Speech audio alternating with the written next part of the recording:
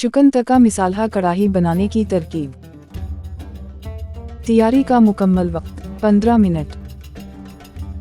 पकाने का वक्त 30 मिनट। कितने लोगों के लिए है? 7 अफराद। इंग्रेडिएंट्स अज्जा।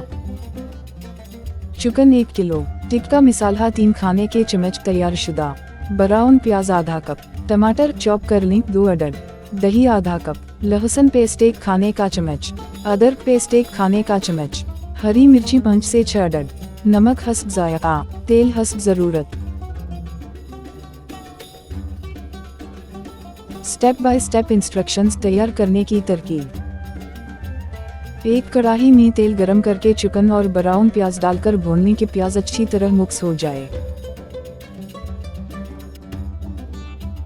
उसमें टिक्का मिसाल्हा, टमाटर, हरी मिर्ची, अदरक, लहसुन पेस्ट और नमक डालकर ढककर 10 से 15 मिनट दरमियानी आंच पर पकाएं।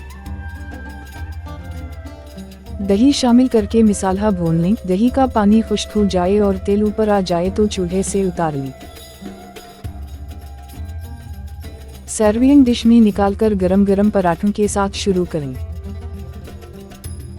मज़ीद ऐसी वीडियोस देखने के लिए हमारे चैनल ज़ोया वर्ल्ड को सब्सक्राइब करें।